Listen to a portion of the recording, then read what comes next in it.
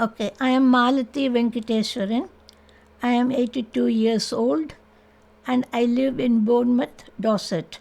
My life was, I, you know, I came in from a very conservative family, right?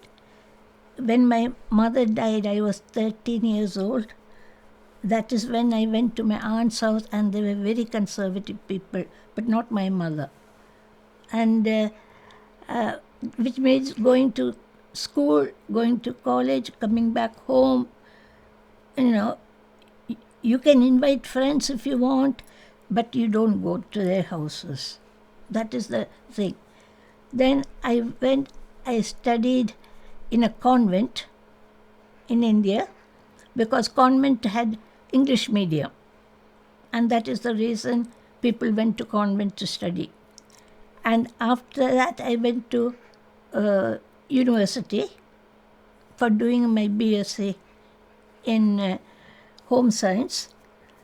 Home science means it included physics, it included chemistry, it included, biology, bacteriology, everything we had to study. Then I got my degree, and after I got my degree, I got married.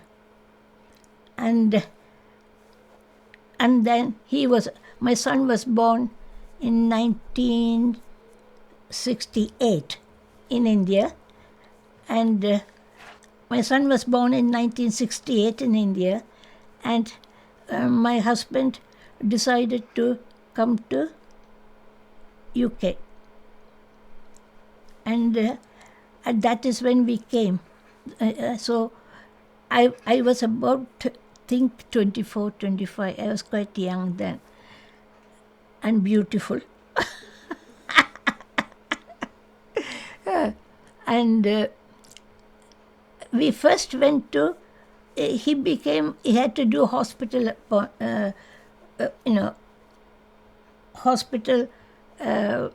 like pediatrics he had to do for 6 months, medicine he has to do for 6 months. My husband was a doctor.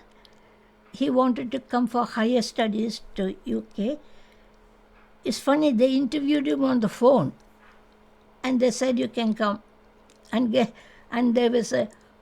gave him an hospital appointment as well in those days. And we came first to a place called. We travelled around a lot because 6 months in a department, and then you have to move to another department. So you got to do pediatrics, you got to do medicine, you got to do surgery, and also, things like that. Only when you finish all the departments, you can you can practice. He decided to become a GP. Okay, he thought do 5 or 10 years of GP and we'll go home. And we got he joined a 5-man practice in a place called Lanchester, that is in County Durham. And my experience there was really very good because we bought the house and everything, and the neighbors had already arranged for milk delivery. They had bought, all the necessary things, and they brought it to us and brought us coffee when we arrived. And it was such a nice community. And North people are very good, very nice, and very kind, and they mingle with anybody. That is their attitude, okay? So I got very good neighbors there. And I did not face any racism, to tell you the truth, okay? My journey was quite smooth, right? But I think my husband faced a bit of racism, like, this is a funny story. He was doing outpatient clinic. He has finished everything. There was one man sitting there and saying he will only see a white doctor. So my husband said, that's okay. He can find a white doctor. I'm going home. And he went home. And that man said, but there's no other doctor there. You wanted a white doctor, you come back tomorrow. So that kind of racism is what he faced. But he had a very good time in all the hospitals there. Then we moved to Lancaster. From Lancaster, we moved to Durham. From Durham, we moved to. Then we came to Bournemouth, and we were there in North for 5 years, I think. Yes, and we came here.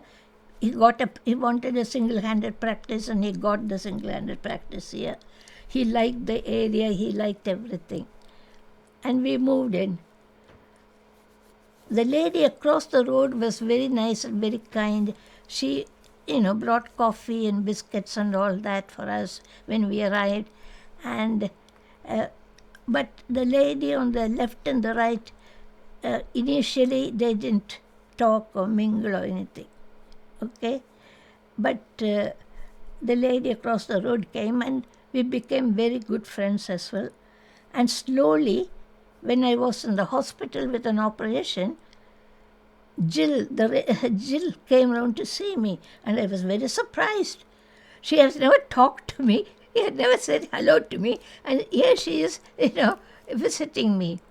And then she said, I'm afraid to come and say hello because I don't know how you will receive me.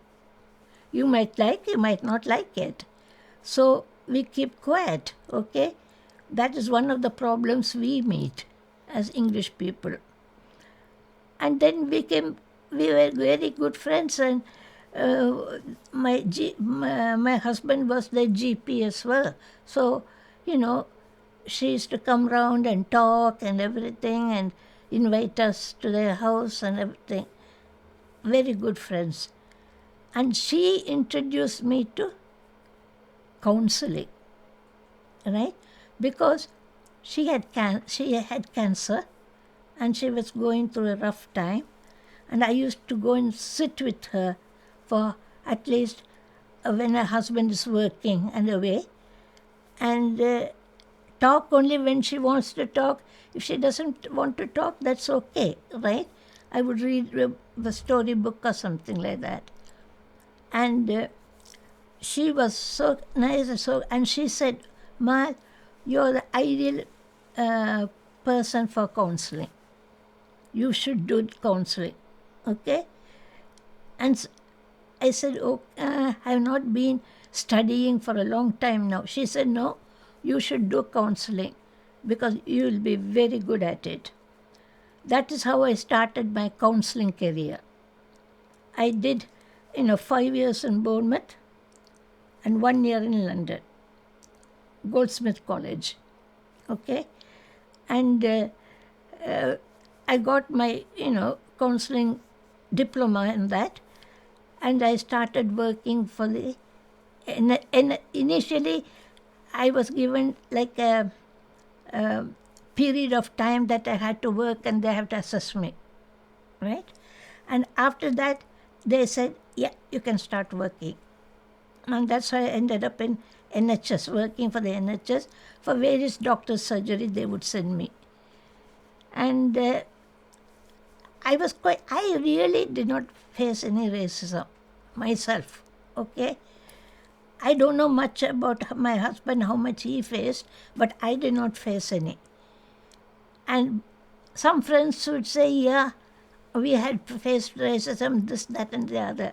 And I said, "I haven't found it, but, you might have experienced it, but I haven't." And that is how my life was here. I had very good neighbors and very good friends here. Then I met Poonam. Yeah, I met Poonam in a group, and we became friends, and she introduced me to the group, and and we are very good with each other. And when there was COVID, they helped me a lot. A lot means a lot. They did a rota, and they used to bring food for me during the COVID period. And And that's how we became. We are friends. We help each other very much. It's called the Gupsup group. And we meet for meditation from time to time and everything.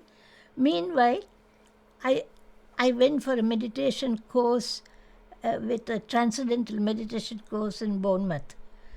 And and then I started doing counselling for the NHS as well. And I've been doing transcendental meditation for a long time now. Okay, and I don't know how many years I have been doing. I don't know. I can't remember. Put it that way. I came in 1967. It was very clean. Everywhere when I went, it was spotless and clean, and I was amazed that how clean it was, right? And first time I went to Boots, and I stood there with my mouth open because everything was on the displayed and everything. And back in India they don't do that in those times. You go to a shop, you got to ask what you want or tell. We are not going to. They will not allow us to touch anything, or you got to ask them. And so I was totally amazed, that you go and pick up what you want. And it was a new experience altogether. And they were I found people were very good, very kind, very good, ready to help. Yeah. So that was my experience, in the beginning. Great. I love that. And all my friends were English friends at that time. How have you managed to integrate into the English community? What do you think's been the key to your success in doing that? Being in the hospital, we all were we had houses next to each other, and for the doctors working in the hospital, and there were a lot of English people, and it was like a community, and so integration was not at all difficult. Not at all difficult. And when I came here, when I came to Bournemouth, it was a bit difficult. I found people very conservative in Bournemouth. It took time for them to, to call me or to invite me or anything. It took time. And I can understand that very well, okay? I am new, I'm from a different country, and those days I used to wear a sari as well, so everything was so different for them. So they would hesitate, thinking, oh, what, should we or should we not, that thought would go through their mind. But eventually, I became friends with all the people in the street. I knew most of them, okay? And some of them have passed away, but one or two are still there, the friends. So it was not difficult I didn't find it difficult to integrate. Great, perfect. Not at all. Thank you. Do you remember buying your first home, and how much did it cost? I don't know how much it cost. We bought our first home in Lancaster in County Durham. How much it cost, I can't remember. Okay. I value the system, okay? The system was so much better before. The GPs were accessible, right? The doctors, the hospital were accessible, and people. We used to go out a lot. We used to go out with other doctors as well. Okay, so it was nice. It was enjoyable like that way. And County Durham was a very beautiful place. There are so many places near County Durham to go and see. So we did a lot of that. And it was very enjoyable, and I loved it. I was talking to my friend across the road in English. This oldish lady from end of the road came up and said, "Does she know English?" And my friend said, she's talking to me in English, you know. Uh, that was the first time somebody asked me whether I knew English. It was very funny, you know, we all laughed a lot about that. That is the funny thing I remember. I'm a vegetarian. So the English cooking in my time were not good, right? They didn't know anything else to do. But it has improved a lot now because you can make things like pasta and you can make soup and everything. Nothing of that sort was available in those times. It's meat and vegetables, 2 vegetables, meat, and a dessert. So I found that very difficult. But I was cooking at home, so it was not so bad. Only when I went out for parties with my husband, then it was difficult, of course. I got my citizenship, right? I feel I'm British, right? Because I adapted so well. But I'm still a Hindu by religion, and sometimes I miss home. Especially if there are functions like wedding and, you know, and everything. I can't go for any of those things now because of my disability. So I miss that. But there's nobody now in India for me. All my family is in US.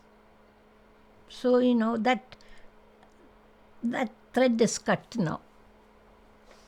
When I first arrived, the life didn't change because living in a hospital houses and as a community, the life didn't change. The life changed. At that time, I also went to Durham University to do teaching children. I don't know what that course was called then. And so I integrated, and my second son was born. I used to take him with me and go to the class and all that. But they didn't mind at all. And that was my experience at that time. But when I came to Bournemouth, again I did my diploma in counselling, and I did 5 years in Bournemouth University and 2 years in London to get the diploma. And then I started working for the NHS. My husband became GP after finishing the different departments in the hospital. He got the job straight away as a GP. And it was a 4-man practice. And all of them were English. He was the only Indian there. But my husband is a type of person who will integrate anywhere. Okay? So they welcomed him. He did 5 years and everything.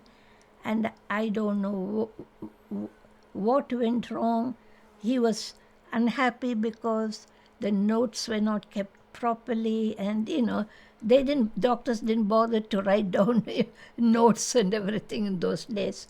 So he said, no, I want a single-hand practice where I can do everything my way.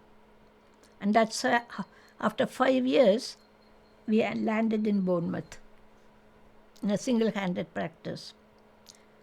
And before Venki joined, it was an English doctor. And the funniest thing is, he'll have a chair for himself, but not for the patient. His thing was, if they stand up and start to talk, they won't talk much. And he never had a chair for the patient. Okay. And Venki felt, this is strange, you know, the way of doing GP work. And when he started, it was only a small practice, so he built it up into quite a big practice, actually, and took a locum as well from time to time to help him out. And then he built the surgery, which is opposite to Castle Point. He was the first Indian doctor who built the surgery, okay? and started working. And because he by now he had a fair amount of patients, it was easy to take more patients because of the space and the way it was built and all that.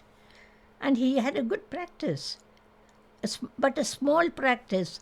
And what happened was, after I think 4 or 5 years, the NHS and just after he retired, the NHS increased the salary for everybody.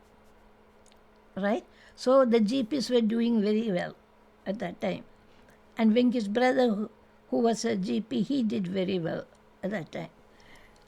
And so the life went on like that. To live a happy life in UK, you need to integrate. That is the most important thing.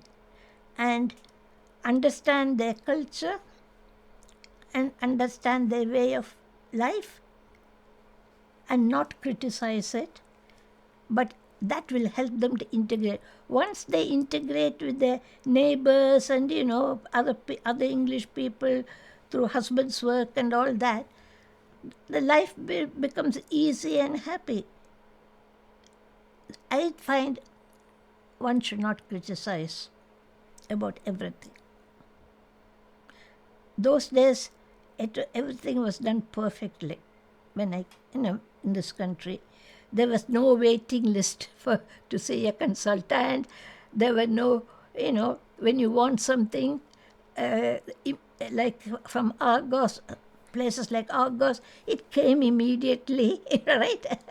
There were no saying, oh, it's the post, it's this, is that, that is. It came on time, and everything was like that. So I found my life was quite easy and I loved it. I've lived in North, I've lived in Lancaster, I've lived in Durham, I've lived in another place also. It will come to my mind in a minute, okay? So I've lived in 4 places in Durham, and that was very good, okay? I did not have any problem. Moving down here, I found the people very conservative,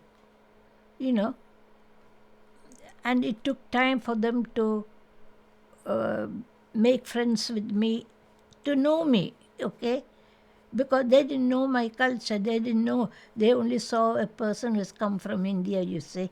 So I understand what they were going through, and it took time, but it took time 2-3 years before the neighbors started to, say hello and come and everything. And I was very happy. They were all very good people, very good friends. When I was younger, my dream was to do psychology, right, degree, and practice back in India. But unfortunately, because I came very conservative family and no mother and all that, I did my degree. During the degree time, one of the subjects was psychology, okay, and child development. Then through my lecturer, I got a place in Chennai, called Christian College, to do psychology. But my aunt said, oh no, she can't go alone there and stay there. She's a woman. Women can't do that, okay? And she put a stop to that immediately. So when I came to this country, that was the first thing I wanted to do. I did a degree course and everything in India, and I did the teacher's training as well. And I worked only for a year or so, that's all. Then when I came to this country, my first thought was I need to do psychology and counselling. And and it happened when my sons started going to school and going away. My husband said, go ahead, study. Now it's the time for you to fulfill your dreams, okay? You study. And that's what I did. And he was very supportive, Even if I want to watch television, he wouldn't let me watch television. He said, go and do your homework first. He was like that. And he was extremely supportive of, me studying. He used to do the cooking and everything, and and if the children came, he used to attend sometimes to the children as well. So I was able to do it. I did my diploma here. I was able to go to London. I was able to go to London not alone, with another friend who was going to London. I met in the station doing the same course. So we started going together, okay, to the same place. And that was nice. I enjoyed it. I enjoyed studying. I must say that. It was very refreshing, and it was using my brains as well, and I really enjoyed studying. Right? Fantastic. That is what my experience was in my early days in this country and in India. Nowadays, the children doesn't know how it was in those earlier years, right? They don't know anything about the early years, okay? And they're not taught in the school about the early years, how it was, how it was for Indians and how it was for, well, I say non-British. And in the schools, they didn't tell them about different cultures. They didn't teach them, so they had no clue about it. And it was always, you're a Paki or a... We are all Pakis in those days. So I didn't mind. It was just kids of 13 and 14 saying that, and I just laugh it off. Okay?